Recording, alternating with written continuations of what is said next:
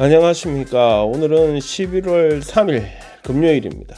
참고로 저는 월요일에 일이 있어서 쉬기로 했고요. 그러다 보니까 화요일 멜번컵 데이까지 겹쳐서 연휴를 앞두고 있습니다. 구독을 이미 하고 있는 분들은 공유를 해주시고, 구독을 아직도 안 하고 있는 분들은 그냥 구독도 하고 알림 설정도 하고 좋아요도 한번 눌러주시고 하여튼 다 해주시기 바랍니다. 안소니 알바니지 호주 수상이 오늘 중국으로 떠납니다. 일단 샹하이로 가서 수출 박람회 이런 거 들러가지고 호주 이름으로 팔아먹을 거 없나 보고 영업사원 노릇도 좀 하고, 이후에 북경으로 가서 시진핑을 만나게 됩니다. 무역관계 회복이 중점 사안이고, 그 외에 현재 중국에 4년째 구금되어 있는 양행준 박사 돌려보내달라 이런 요구도 할 것이고, 또 현재 막혀있는 호주의 언론인들에 대한 비자 발급도 좀 해달라고 요구하고, 그래서 기자들이 중국 땅에서 자유롭게 취재할 수 있도록 해달라 이렇게 요구할 것이라 합니다. 그러면 중국이 네 알겠습니다 이러면서 안소니가 요구한 거 다 들어주면 참 좋을 텐데 그럴 일은 없고, 중국도 호주에 이거저거 요구할 텐데 지금 봐선 오커스, 그러니까 미국하고 영국하고 호주랑 편짬짬 먹고 소위 말하는 인도양 태평양 연안에 대한 국방력 펼치겠다, 그러니까 중국에 대해 압박을 하겠다, 이런 짓거리를 어떻게든 그만두라고 압박할 텐데 과연 그거에 대한 대답은 어떻게 하려나 모르겠습니다. 좀 다른 이야기지만 지난번 보이스 개헌 실패 이후에 바로 미국을 방문함으로 현재 고물가 상황에 대한 정부 차원의 대처가 전혀 없었다, 이런 비난이 나오는 가운데 이번에 중국을 또 가게 되는 것입니다. 이를 의식한 듯 요 며칠 안소니는 현재 국민들을 누르고 있는 고물가 상황에 대한 정부 차원의 대처를 강구하겠다, 그러니까 이제는 물가 정책을 가장 중점에 두겠다 이렇게 발표하기도 하였습니다. 하지만 정부에서 나오는 발언들을 종합해 보면 지금 당장 직면하고 있는 삶의 고통에 대한 직접적 대처라기보다는 나중에, 그러니까 진짜 나중에 어찌 보면 득을 볼지도 모를 그런 정책에 더 몰두해 있는 모습입니다. 알아듣기 쉽게 당장 전기세, 가스비 줄일 수 있는 방법은 보이지 않고 환경 문제에 대처하고자 탄소가스 배출 제로에 더 몰두하고 있다는 말입니다. 환경 문제에 대한 정부의 대처는 당연히 해야 하는 일이고, 먼 미래를 위한 정부의 대처도 당연히 해야 하는 일입니다. 이건 지금 고물가 상태이건 아니건 간에 정부가 늘 고민하고 해결할 방안을 연구하고 하여튼 해야 할 일이라는 겁니다. 그거는 그거고, 지금 당장 당면한 문제에 대한 대처는 전혀 없이 미래, 어떻게 될지 모를 미래만을 중시하는 것은 좀 문제가 있다고 느껴집니다. 한편 다음 주 연방준비은행이 이자율을 올릴 것이라는 전망이 대부분인 가운데 고물가에 시달리는 저소득층을 위하여 예전에 한두 번 했었죠. 현금 살포 할 계획이 없는가 이런 질문이 들어갔었는데, 안소니 입장은 지금 현금을 푼다는 것은 물가를 더 올릴 가능성도 있어서 그렇게 할 계획은 없다, 이런 것이었습니다. 지금 당장의 대책도 좀 강구하고, 무엇보다 누구처럼 외국에 나들리 가듯이 이렇게 가가지고 헛돈 쓰고 돌아오지는 말기를 바라봅니다. 기억하십니까? 지난 8월 초에 독버섯이 들어간 음식을 먹고 병원에 실려간 4명 중에 3명이 사망하고 1명은 겨우 살아남은 일이 있었습니다.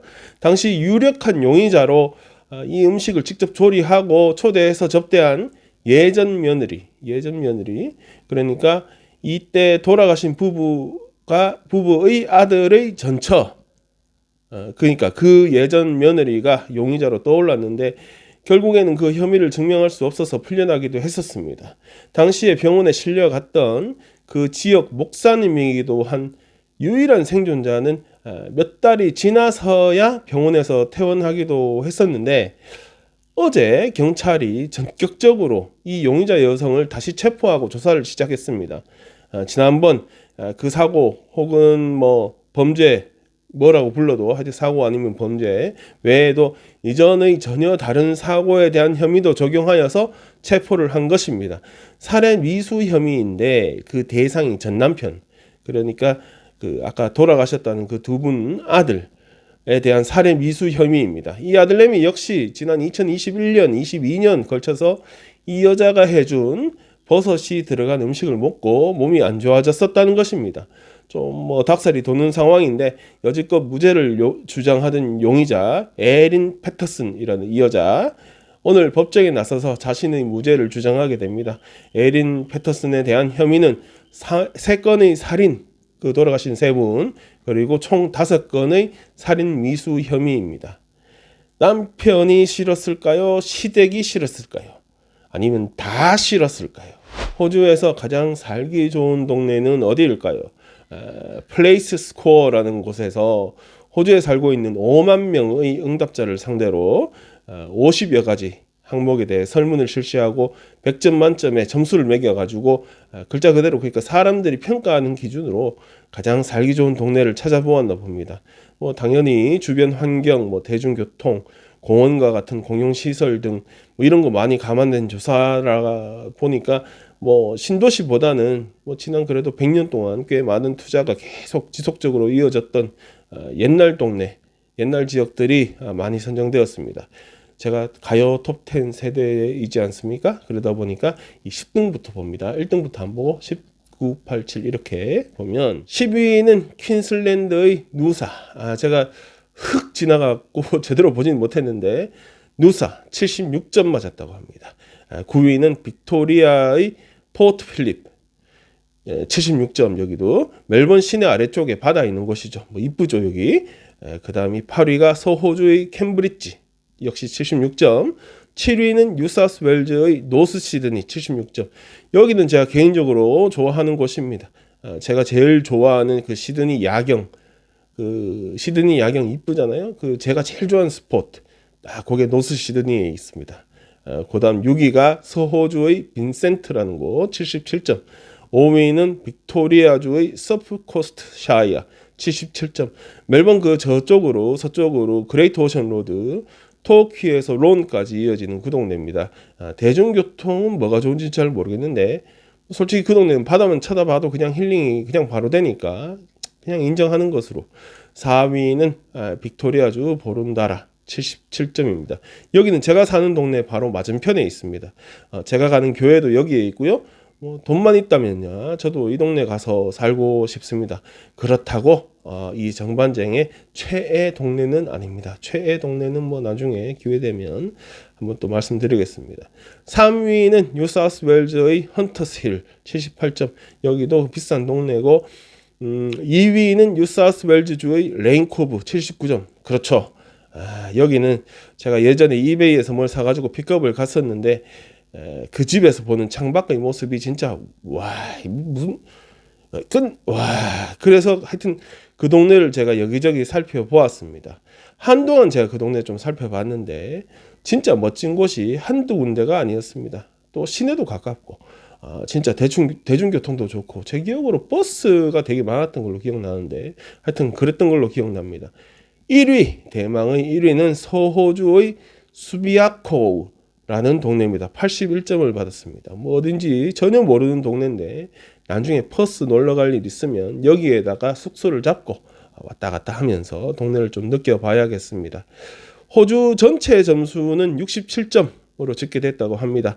이거는 지난 2021년도 조사 때보다 1점이 떨어진 거라고 하고 주별로 가장 큰 점수를 받은 곳은 역시 제가 살고 있는 빅토리아주인데 70점 받았다고 하고 가장 겸손한 점수를 받은 곳은 노던 테리토리 63점을 받았다고 합니다. 노던 테리토리 가서 살 일은 잘 없을 것 같습니다. 서호주 지방 지역에 있는 도시 중에 가장 큰 번버리라는 곳, 여기서 노숙자들이 한 곳에 모이는 것을 방지하려고 음악을 이용했다고 합니다. 특히 지붕이 이렇게 있는 그레엄 브릭넬 메모리얼 뮤직 쉘, 아이고 어려워라. 다시 해보자. 그레엄 브릭넬 메모리얼 뮤직 쉘. 역시 처음 하는 게 훨씬 잘합니다. 항상 무슨 콘서트홀 같은 곳에 모여가지고 노숙을 하기도 하지만 최근 들어서 이곳에서 이제 각종 문제가 발생하여서 신고가 접수되고 있는 상황에서 시 정부는 음악을 줄기차게 틀어가지고 사람들이 살짝 돌게 만들어가지고 아예 모이지도 못하게 만든 겁니다. 어떻게 보면 꽤 쌈박한 방법이기도 한데 문제는 사용한 음악이 위글스가 부른 헛 포테이토 뜨거운 감자라는 곡이었습니다. 위글스 입장에서는 난감하죠. 자신들의 곡은 아이들을 비롯하여서 모든 사람들에게 기쁨을 주려고 만든 곡들인데 이렇게 사람을 짜증나게 만들기 위한 목적으로 사용된다고 하니까, 그것도 뭐 공공장소에서 그렇게 사용된다고 하니까 범버리 씨에 공식적으로 항의를 하였다고 합니다. 이 곡 때문에 사람들이 진짜 짜증나서 안 모인다고, 효과가 있다고 이야기 들어도 기분이 뭐 그렇게 좋을 것 같지는 않습니다. 범버리 측에서는 일시적으로 음량이 좀 컸다, 이건 실수였다, 이렇게 뻥을 치면서 뭐 알고 틀어놓고 뭔 이런 어떤, 어제 오후부터는 음악을 꺼버렸다고 합니다. 노숙자들에 대한 실태 조사나 무슨 대책 마련하기보다는 일단 문제 일으키는 것부터 없애고 보자, 뭐 이런 반창고 같은 시 정책이 참으로 대단하다 느껴집니다. 여러분들에게 짜증나는 음악은 무엇입니까? 뭐든 자꾸 반복해서 들으면 짜증나는 것 아니냐? 뭐 저는 아닙니다. 저는 몇백 번 반복하여 들어도 기분 좋아지는, 그래서 미친놈처럼 기분 좋아지는 그런 곡들도 많습니다. 반대로 짜증나는 음악이라 뭐 그거는 잘 모르겠습니다. 오늘은 여기까지입니다. 기분 좋은 음악 많이 들으시고 즐거운 주말 되십시오.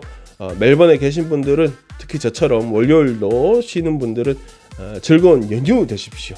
저는 다음 주 초에 연휴 지나고 나서 그때 다시 돌아오겠습니다.